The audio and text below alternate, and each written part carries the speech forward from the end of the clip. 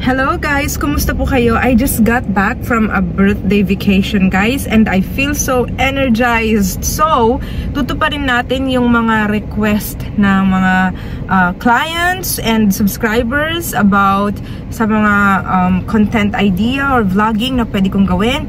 Syempre, recently may nag-request po na i-tour sa iikutin yung buong Bella Vista Phase 1 kasi ang Bella Vista Phase 1 sa Barangay San Vicente, Santa Maria, Bulacan ay buo na po.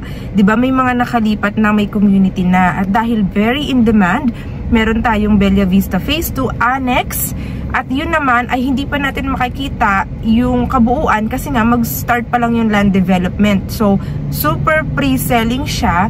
And ang makikita pa lang is kung saan yung part na magiging entrada niya, which is annex lang naman siya ni Phase 1. So guys, samahan nyo ako. Ang iikutin natin ngayon ay ang Bella Vista Phase 1 Community. So guys, magsa-start tayo dito sa entrance gate. Okay, actually I'm waiting for a client and while I do that, mag-vlog muna tayo. So ikot tayo dito sa Bella Vista Phase 1. Ito po yung main entrance gate. Ang tawag sa road na yan ay Governor Halili Tungkong Manga Road. Papunta po doon, 15 minutes drive, Philippine Arena, exit na po yan. Guys, ito yung kanyang guardhouse, entrance gate ni Bella Vista Phase 1. May garden tayo dito sa harap. Syempre, may mga landscaping tayo dito, guys. And dito naman, guys, ayan, pag diniretso mo yan, about 30 minutes drive, SM Tungko, San Jose del Monte, within 12 minutes drive, Muzon, San Jose del Monte, kung saan lahat ng kailangan nyo ay nandoon na. Very strategic ang location, malapit sa Walter Mart Santa Maria, malapit sa SM Tungko, at MRT7, at Muzon, San Jose del Monte, saan pa ba malapit sa lahat, 45 minutes drive using North Luzon Expressway, Philippine Arena exit, kung pupunta ka ng Trinoma at SM North. So guys, tara, samahan niyo ako. Pasok tayo sa Bella Vista, Barangay San Vicente, Santa Maria, Bulacan.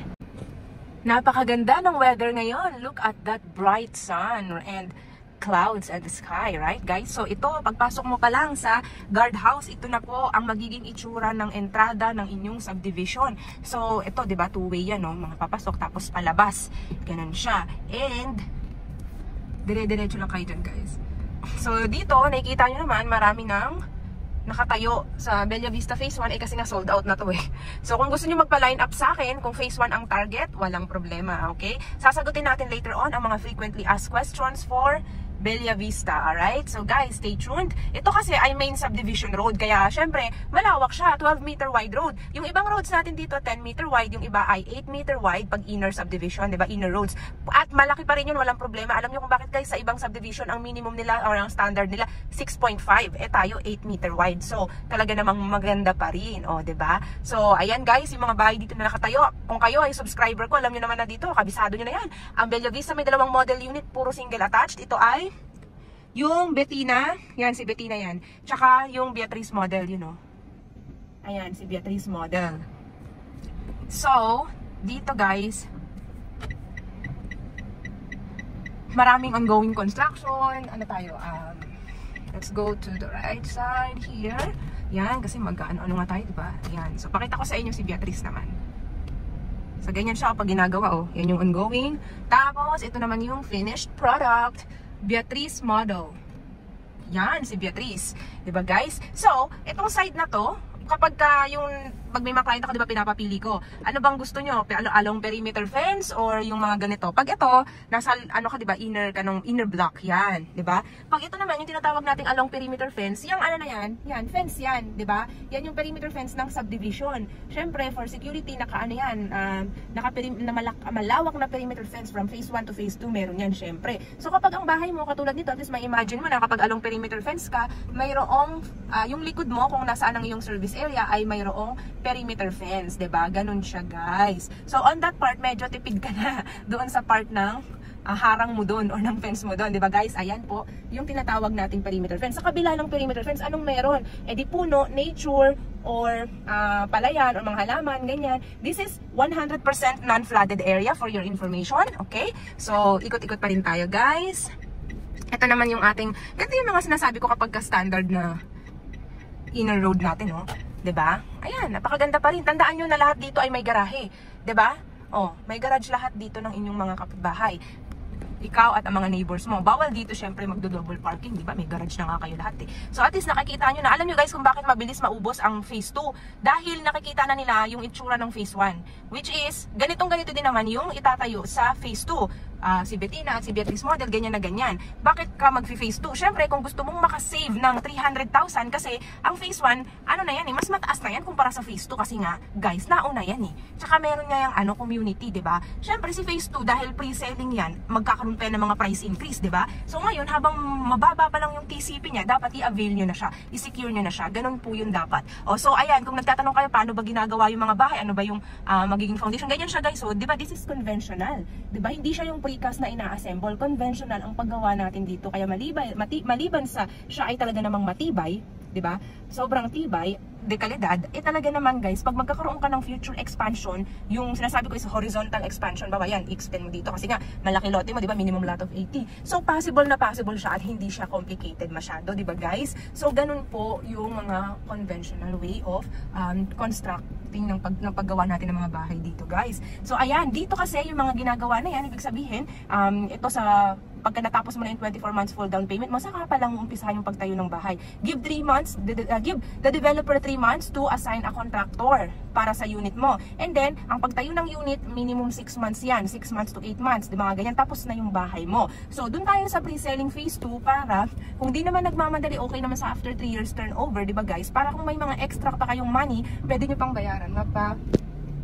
Mapaliit nyo pa or mapababa nyo pa yung ilo-loan nyo in the future. Halimbawa, hindi pasok yung salary nyo ngayon, sa 2 years na yan guys, mahigit, di ba? Siguro naman, kaya nyo pang mas mag-cash out para lang matupad nyo yung pangarap nyo na Bella Vista, single attached yung maging bahay nyo. Kayang-kaya nyo yan guys, kasi yun po yung advantage ng pre-selling. Actually, I will talk more about the advantage of pre-selling kasi ito talaga in-encourage ko yung mga tao na kumuha ng pre-selling kasi karamihan naman talaga sa mga nag-a-avail, natuwiling naman talaga magbayad ng cash or ng malaking halaga. Kasi alam nyo ba guys, kapag ready for occupancy kayo, ang laki-laki na po ng cash out nun at mas mahal na sila. So sa mga projects na hawak ko, for example, yung mga cash out na ko pag dito sa area na to, mababa yung 1M. Mababa yun as cash out. Tapos wala ka nang masyadong time kung lalo na kung busy ka tapos hindi ka pa ready. Kasi kapag ka ready for occupancy kukunin mong bahay, dapat within 30 days lahat ng kailangan mong requirements magawa mo dahil tinatarget na din ni developer na ma-loan takeout ka unless cash buyer ka ha. So kung hindi ka cash buyer tapos ready for occupancy yung hanap mo, dapat ready ka sa lahat.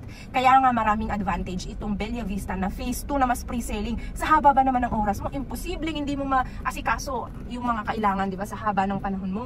Imposibleng hindi mo maasikaso yung mga documents, yung mga requirements. Impossible yun guys. Ewan ko na kung anong ginagawa mo sa buhay mo pag di mo yun na-ready, di ba? Mahigit 2 taon ba naman ang oras na binigay sa'yo? 3 taon, di ba? So guys, ayan dito, ayan, umiikot pa rin tayo sa Bella Vista phase 1. So katulad niyan, ito yung sinabi ko, may mga community na. Tignan mo ang kanyang gate and fence. Di ba? Ang ganda. So, ayan siya guys. So ito patapos na rin itong isang to. So dito sa dinadaanan ko na to guys, actually itong hinuhukay na lupa na yan, Bella Vista phase 1 ay may sariling amenities, swimming pool, covered court, function hall, parks and playground. Si phase 2 may sarili ring swimming pool, function hall, covered court, parks and playground. So phase 1 and phase 2 may dalawa kayong amenities, complete amenities. Yung hinuhukay na yan dito ginagawa, dito gagawin or itatayo yung ating Bella Vista phase 1 na ayan, amenity area to guys. Tapos dito rin banda, diyan gagawin yung entrada ni phase 2. Okay? So yung entrada ni phase 2 diyan po gagawin, dito po gagawin yan. Magsa-start pa lang yung ating land development, 'di ba? Kaya nga tayo naka super pre-selling stage sa phase 2. Kaya naman guys, habol-habol na kayo. Pero again, kung phase 1 talaga yung target nyo, magpa-line up na kayo sa akin kasi meron lang akong possible na 2 slot na maibigay. Possibility lang naman yun.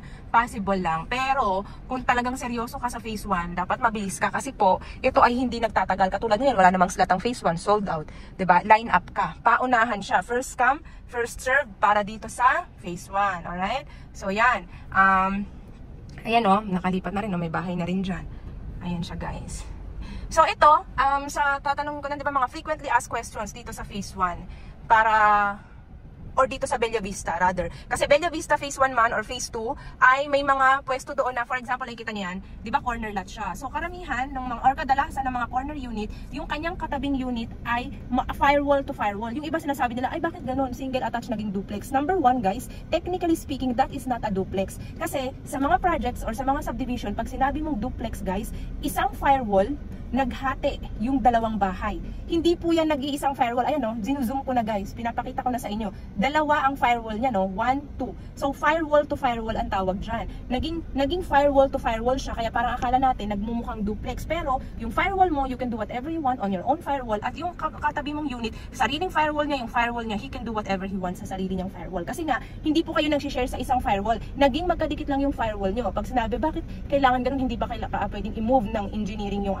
yung isang unit? Eh guys, kasi nga, 'di ba, bawat dito, technically speaking, ay nakasukat. So, si corner lot, mas malaki yung binayaran niya kasi mas malaki yung lote niya. Yung katabi niya na minimum lot area na 80, kung ano yung minimum price, yun yung binayaran niya. Pero, lote niya yon, minimum lot 8 na 80 niya, hindi yan pwedeng lumiit sa 80 guys. Kasi nga, naka-design yan, or yung specification yan is dapat may carport yan. Lahat dito dapat may carport, may garage sa gilid or sa side katulad yan. Garage na yan. So yung sinasabi nyo, dapat i-move yung dito sa kabila. Hindi po siya i-move or hindi siya pwedeng i-move kasi nga nakasukat yan na dapat kasya ang sasakyan. Nagigets nyo po ba guys? At ito naman si corner yan, yung kanyang malaking lote, kasi bawat sukat ng lote niya ay binayaran niya yan. Kaya nga mas mahal ang corner lot, di ba guys? Ganun po siya. Huwag niyo pong isipin na naging duplex yan kasi firewall to firewall lang po kayo. Hindi kayo nag-share sa isang firewall. Ang mga duplex na unit, kaya sila mas mura kasi kahit papano, pagka ginagawa ang duplex, 'di ba? Sa ibang project, for example, talagang ang description ng project ay duplex kasi nga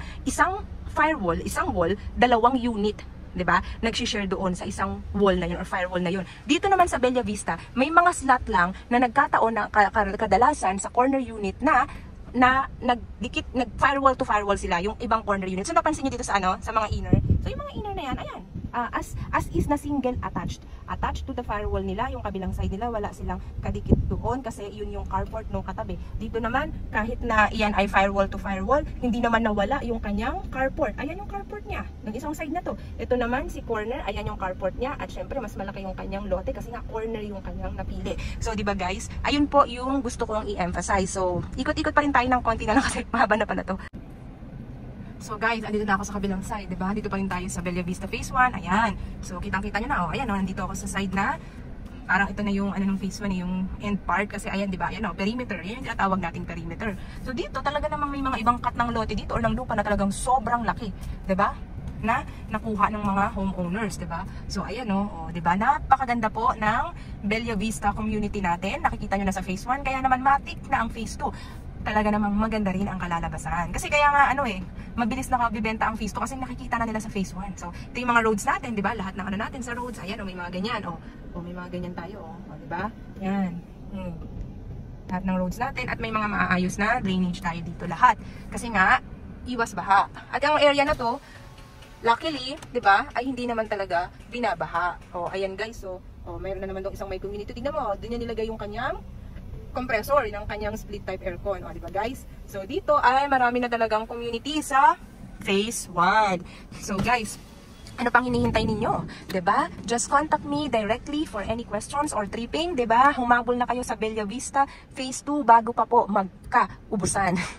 So guys, I hope to see you all soon. Don't forget to hit like and subscribe to my YouTube channel. Nakita nyo dyan aking Viber WhatsApp number 0917-114-2422. You have to contact me directly to arrange a schedule, to match my schedule. And of course, please visit my website. It is my name, www.nicoleshane.com.